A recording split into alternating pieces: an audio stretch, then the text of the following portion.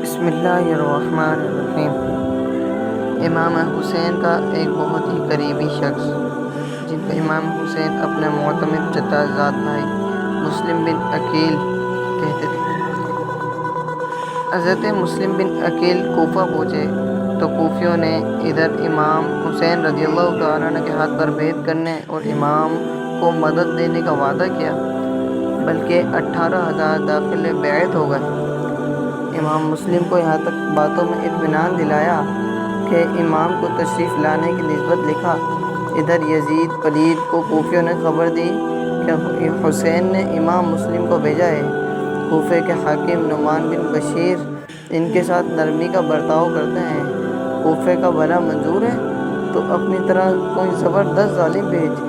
اس نے عبداللہ بن زیاد کو حاکم بنا کر روانہ کیا اور کہا کہ مسلم کو شہید کرو یا کوفے سے نکال دو۔ جب یہ مروق کوفے پہنچا تو امام کے ہمراہ 18,000 کی نے جماعت پائی۔ امیروں کو دھمکانے پر مقرر کیا، کسی کو دھمکی دی، کسی کو لالچ سے توڑا، یہاں تک کہ تھوڑی دیر میں امام مسلم کے پاس صرف 30 آدمی رہ گئے۔ مسلم بن عقیل یہ دیکھ کر مسجد سے باہر نکلے کہ کہیں پناہ لے لیں۔ جب دروازے سے باہر آئے تو دیکھا ایک ساتھی بھی موجود نہ تھا۔ آخر ایک گھر میں پناہ لی۔ ابن زیاد نے یہ خبر پا کر فوج بھیجی۔ امام مسلم کو آوازیں پہنچی۔ امام مسلم تلوار لے کر اٹھے، ان روبار منشوں کو مکان سے باہر نکال دیا۔ کچھ دیر بعد وہ لوگ جمع ہو کر آئے۔ امام مسلم نے ان کو ایک ایک کر کے باہر نکالتے رہے۔ جب ان نامردوں کا مرد خدا پر کچھ بچ نہ چلا تو پھر وہ لوگ مجبور ہو کر چھتوں پر چڑھ گئے۔ مسلم بن عقیل نیچے ہیں، وہ اوپر چڑھ کر پتھر آگ کے لوٹے انہوں نے پھینکنے شروع کرے۔ مسلم بن عقیل کا جسم خونہ خون ہو چکا تھا، مگر وہ مسلم بن عقیل ہمت والا تھا۔ باہر نکلا اور وہ جو گروہ کھڑے تھے ان پر عقاب کی طرح عذاب کی طرح ٹوٹا۔ جب یہ حالت دیکھی ابن اشعث نے کہا کہ آپ رضی اللہ تعالیٰ عنہ کے لیے امان ہے، نہ آپ قتل کیے جائیں گے نہ کوئی گستاخی ہو۔ مسلم بن عقیل مظلوم تھک کر دیوار سے پیٹھ لگا کر بیٹھ گئے۔ خچر سواری کے لیے حاضر ہوتا ہے، اس پر سوار ہوتے ہیں آپ۔ ایک نے تلوار حضور کے ہاتھ سے لی، فرمایا یہ تیرا پہلا مکر ہے۔ ابن اشعث نے کہا کچھ خوف نہ کیجیے، فرمایا وہ امان کدھر گئی؟ پھر رونے لگے۔ پھر ایک شخص نے کہا کہ آپ جیسا بہادر بھی روتا ہے؟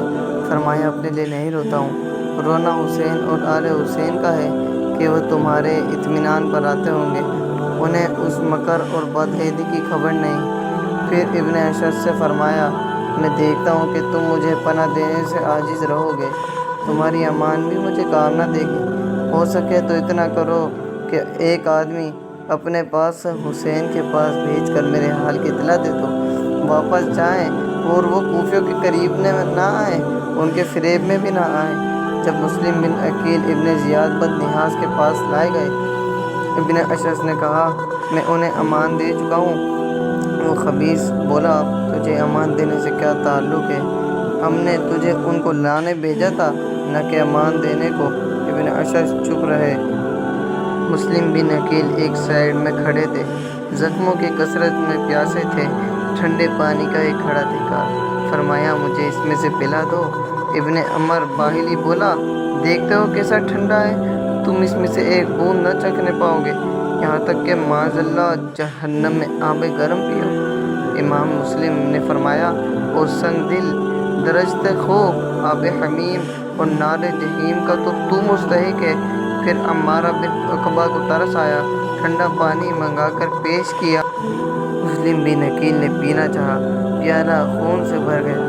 3 بار ایسا ہی ہوا، فرمایا خدا کو منظور ہی نہیں۔ جب ابن زیاد کے سامنے آ پائے اسے سلام نہ کیا، وہ بھڑکنے لگا اور کہا تم ضرور قتل کیے جاؤ گے۔ آپ نے فرمایا تو مجھے وصیت کر لینے دے۔ اس نے اجازت دی۔ مسلم بن عقیل مظلوم رضی اللہ تعالیٰ عنہ نے عمر بن سعد سے فرمایا مجھ میں تجھ میں بہت قریبی ہے، مجھے تجھ سے ایک پوشیدہ حاجت ہے۔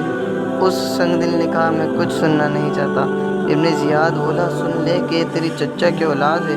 وہ الگ لے گیا، فرمایا کوفے میں نے 700 روپے قرض لے رکھا ہے، وہ ادا کر دینا، اور بعد قتل میرا جنازہ ابن زیاد سے لے کر دفن کرا دینا۔ امام حسین کے پاس کسی کو بھیج کر منع کرا بھیجنا۔ ابن سعد نے ابن زیاد کو یہ سب باتیں بتا دیں۔ وہ بولا کبھی خیانت کرنے والے کو بھی امانت سپرد کی جاتی ہے، یعنی انہیں تو چھپا رکھنے کو فرمایا گیا تھا، تو نے ظاہر کر دی۔ اپنے مال کا تجھے اختیار ہے، جو چاہے کر۔ حسین اگر ہمارا ارادہ نہ کریں ہم ان کا نہ کریں گے، ورنہ ہم ان سے باز نہ رہیں گے۔